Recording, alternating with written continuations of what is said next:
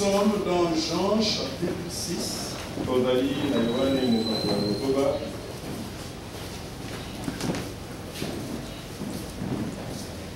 Jean 6. Nous lirons à partir du verset 60. Plusieurs de ses disciples, après avoir entendu dire,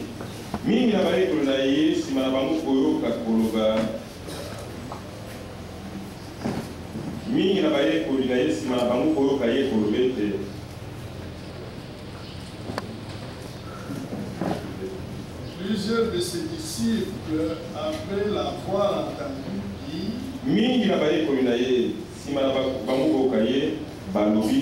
voilà. Cette parole est dure, qui peut l'écouter? Jésus, sachant en lui-même que ses disciples murmuraient à ce sujet, leur dit,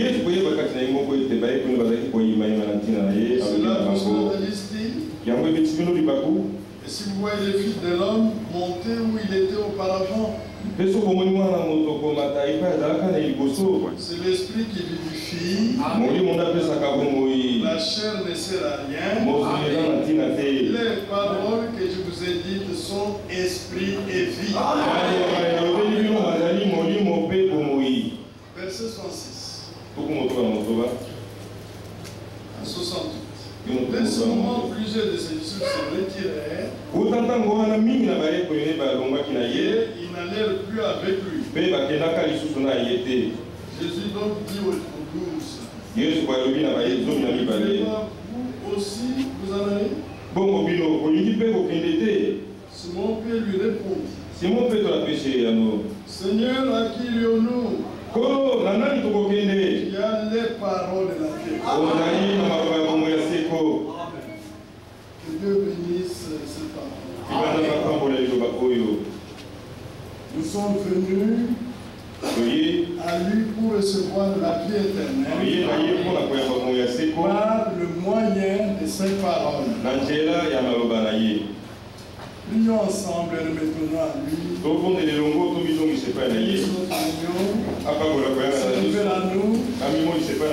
Remettons-lui tous nos fardeaux. Nous avons son secours. Prions ensemble. Bien-aimé Père Céleste, nous venons te rendre grâce ce matin de nous avoir donné cette envie de venir dans ta présence pour t'adorer, te louer, t'exalter. Merci notre Père Céleste.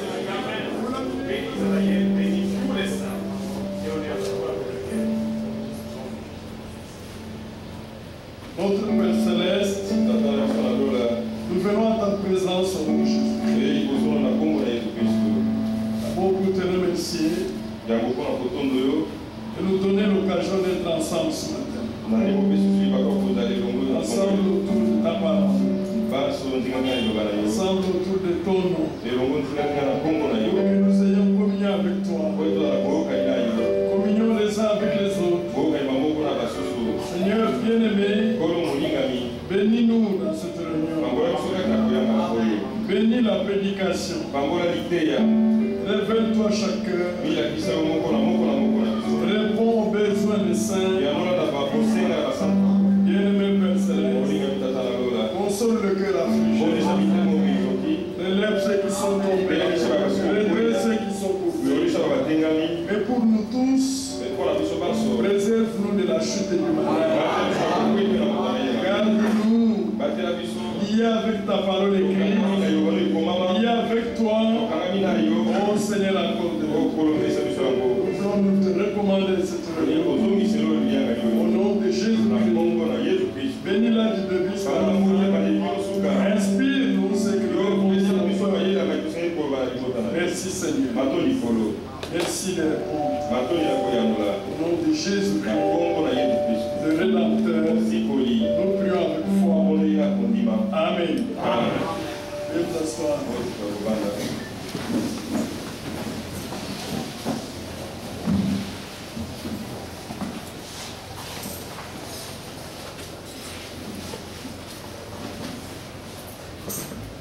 Il y a eu des disciples de Jésus. Ceux qui suivaient Jésus. Ces disciples ont commencé à les quitter. Par le groupe. Par le groupe. À cause de la parole. Et même quand ils ont entendu la parole que Jésus avait prononcée, ils ont dit cette parole est dure, qui peut l'écouter? Et ils ont commencé à partir. Un groupe est parti. Un groupe est parti.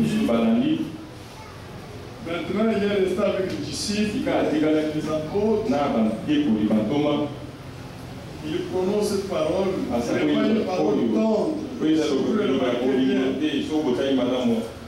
Verset 67. Jésus donc dit aux 12. Et vous, ne voulez-vous pas aussi vous en aller?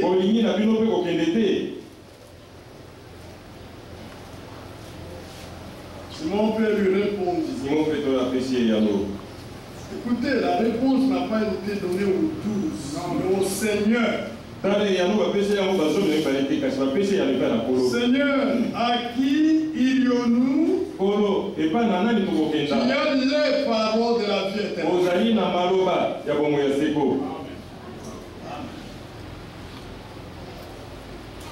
C'est pourquoi nous ne pouvons pas te quitter. En d'autres termes, toi nous te suivons. Et nous sommes attachés à toi pour recevoir la vie éternelle par tes paroles. C'est pour cela qu'on est là. Nous ne voulons pas des amitiés qui soient au-dessus du but que Dieu poursuit avec nous. Les amitiés qui sont au-dessus de l'amour fraternel. Non. Parce que l'amour fraternel vient de Dieu lui-même. L'amour fraternel nous unit. Nous marchons ensemble dans une communion de vie. Notre communion, c'est une communion de vie. Parce que nous pouvons expérimenter cette communion que ceux qui ont la vie de Dieu, ceux qui sont nés de Dieu. Est-ce que c'est clair? Le Seigneur a dit là au-dessus, c'est l'esprit qui vivifie. La chair ne sert à rien. Les paroles que je vous ai dites sont esprit et vie. Amen. Amen. J'ai déjà croisé des frères, même des sœurs, qui prétendent aimer Dieu, aimer sa parole, mais qui ne comprennent pas que la parole nous est donnée pour manifester la vie de Dieu.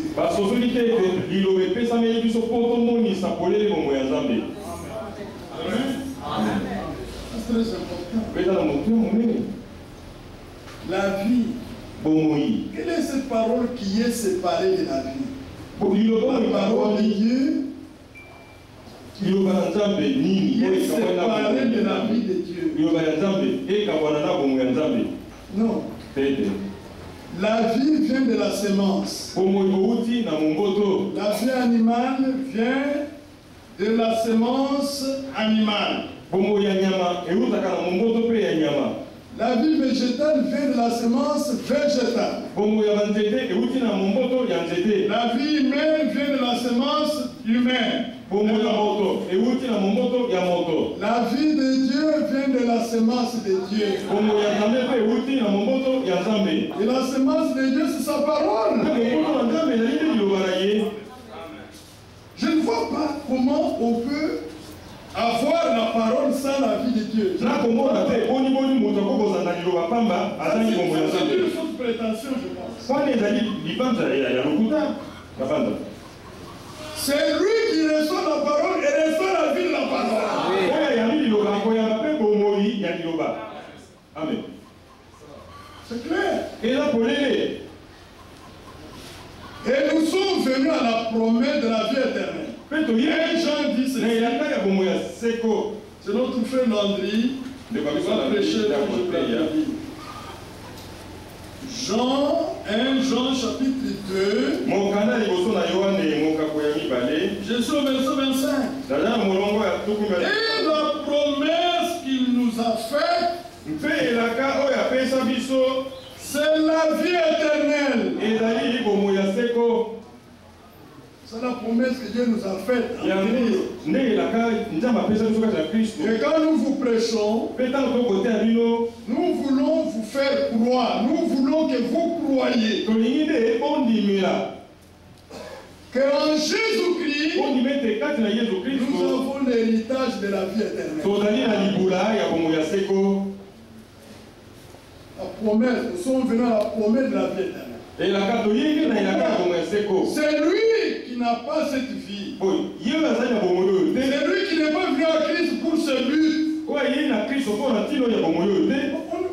Vous ne serez pas totalement en communion avec lui. Non, vous dirait qu'il y a des choses officielles. Il n'y a pas une union du cœur. Pourquoi il y en a qui sont dedans et d'autres sont dehors? Il y en a qui sont dans la vie de Dieu. Il y en a qui ne sont pas dans la vie de Dieu. Ce matin, nous sommes venus à la promesse de la vie éternelle. Nous voulons que Dieu parle. Quand il parle, la lumière jaillit. Quand il parle, les ténèbres fuient. Quand il parle, la délivrance est accordée. Quand il parle, la consolation est accordée.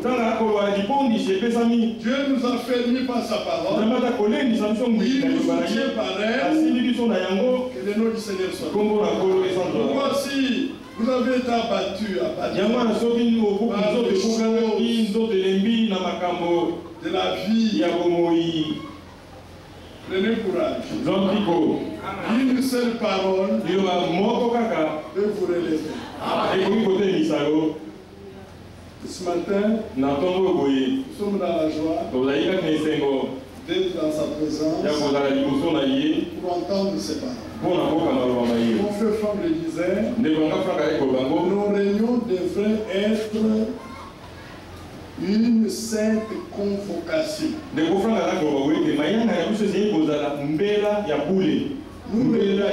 convocation du Seigneur pour qu'il nous fasse entendre les choses de son plan, les choses de son plan, pour que nous soyons prêts pour le retour du Seigneur. Dieu vous bénisse les choses. Nous voulons marcher dans l'amour, vraiment, nous voulons nous pardonner les Seigneur. Nous voulons que le Seigneur seul soit élevé par sa parole. Notre frère Landry, vous savez, il est en Afrique du Sud. Il n'a pas fait longtemps à Brazza, il a décidé de traverser pour être avec nous aujourd'hui. Le Seigneur le bénisse le chemin. Nous allons chanter. D'abord, ces cantiques. Il y en a qui les connaissent, mais j'espère que nous puissions. C'est bon cantique. On va quand même le chanter une fois. Après la prédication, nous chantons encore.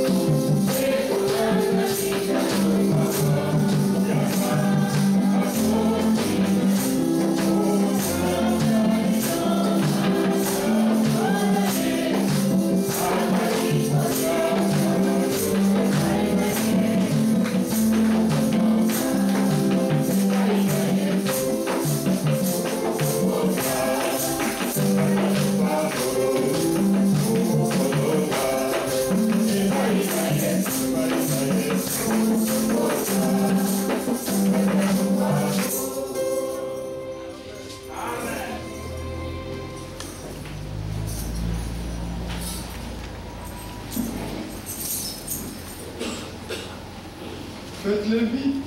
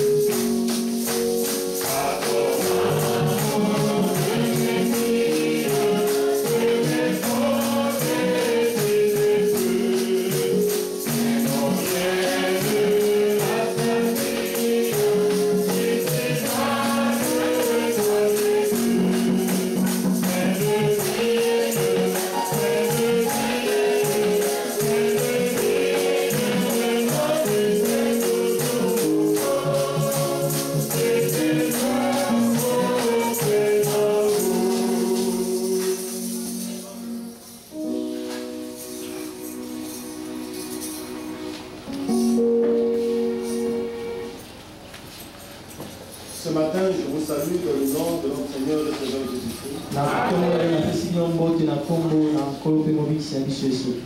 Et comme l'a dit nous avons fait Moïse, je vous transmets les salutations de vos frères partout là où je suis passé. Recevez ces salutations dans le nom du Seigneur Jésus-Christ. Et nous sommes reconnaissons au Seigneur pour ce privilège qu'il nous a accordé. Être ici ce matin pour écouter sa parole. Pas la parole de l'homme. La parole de l'homme donne la mort. La parole de Dieu donne la vie. Il s'agit de ça. Nous avons déjà vu de très très bonnes paroles. Dans Jean chapitre 6, lisons un peu cela. Jean chapitre 6, il est écrit ceci.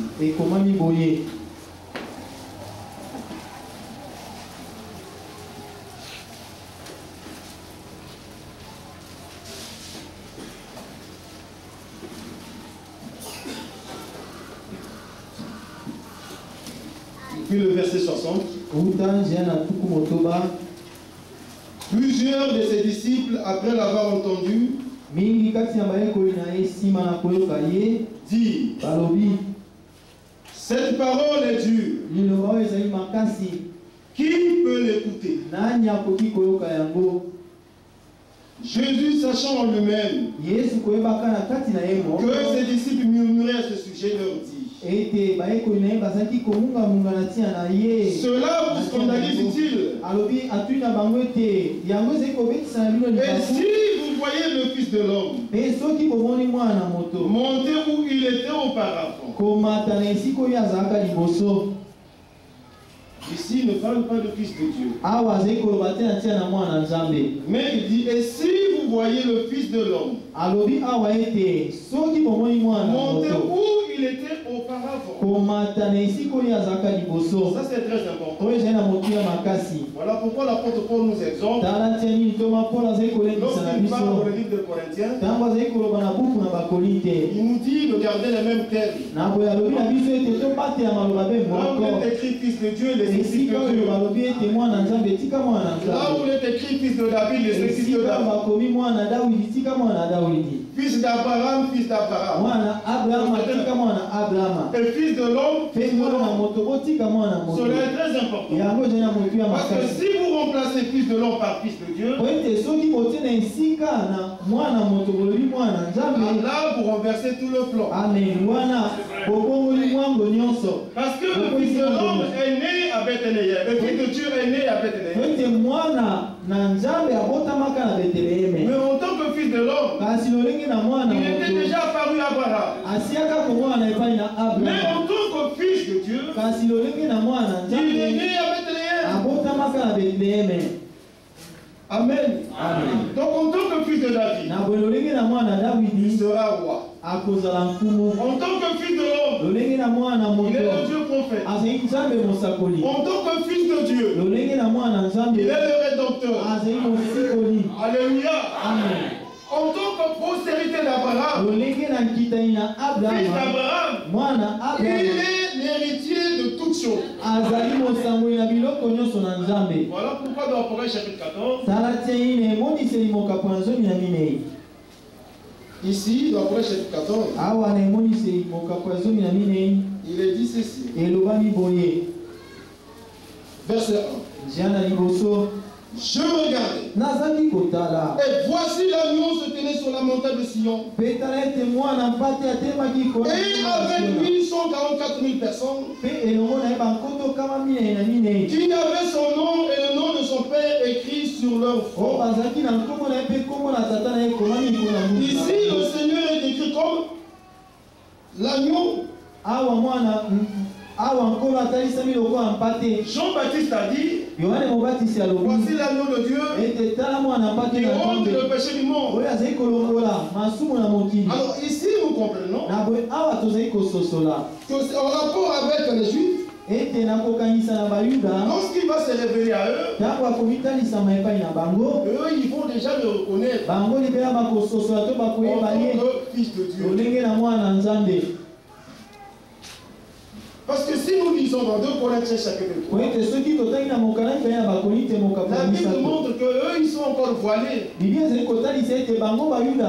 Lorsqu'ils lisent, ils ne comprennent pas. Prenons quand même ça.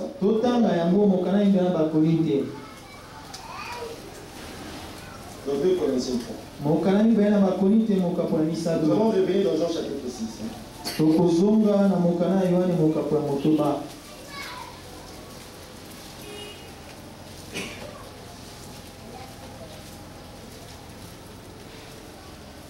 Deux Corinthiens chapitre 3.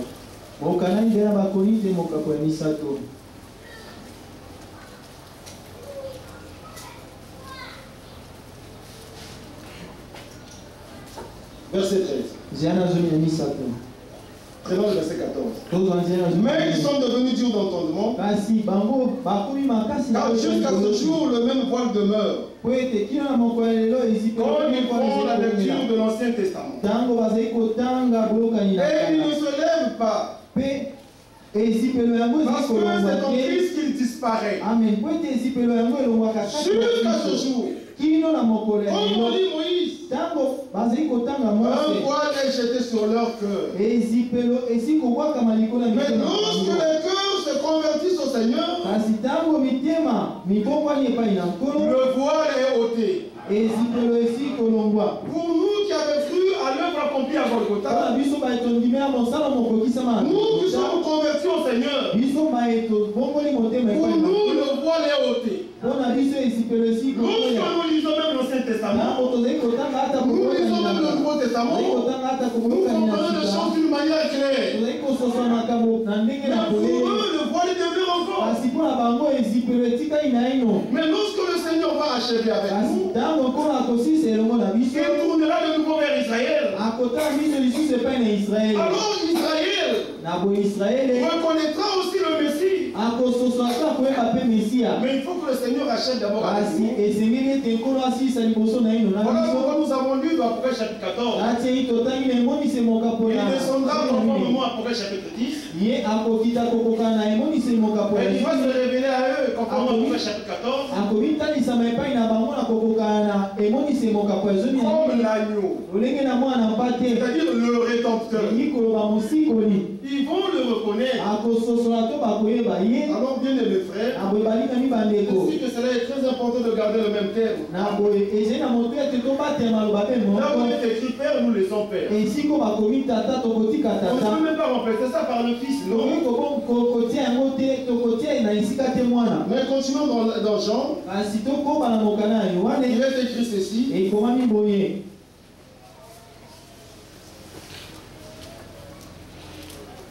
Jean chapitre 6.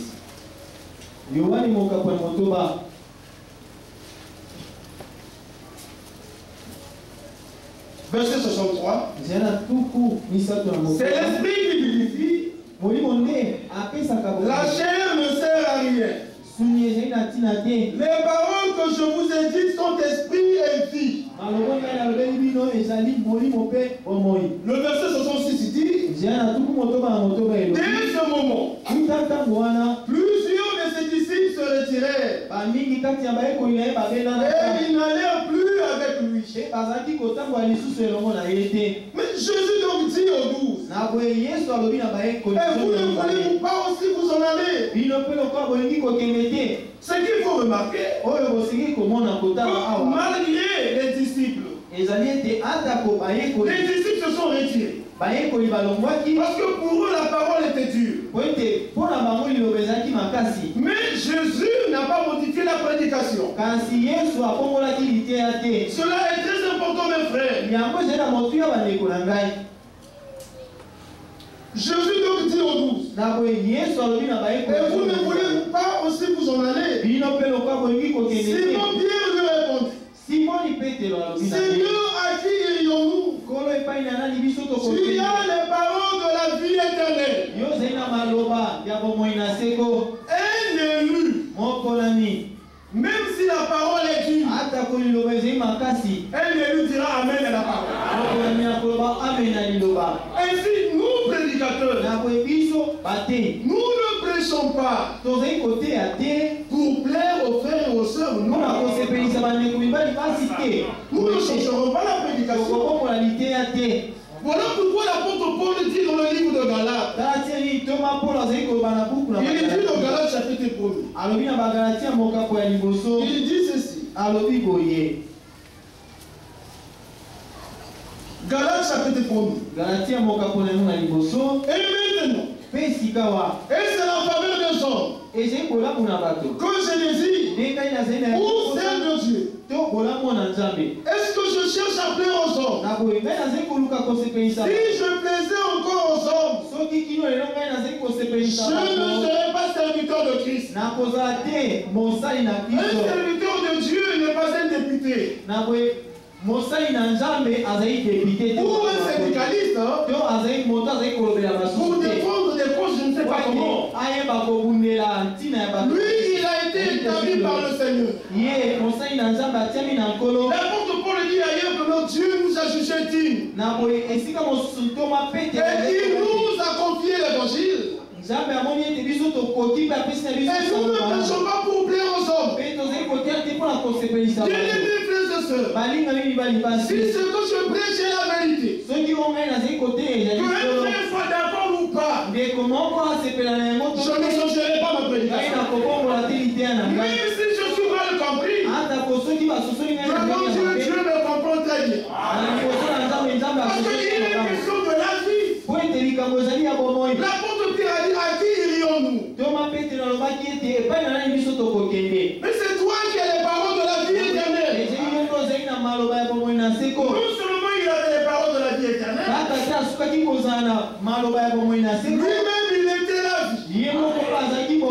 Alors si tu as reçu la vie de Dieu, tu aimeras Dieu, tu aimeras sa parole, tu aimeras les hommes de Dieu, tu aimeras les frères et sœurs. C'est vrai. C'est la vérité.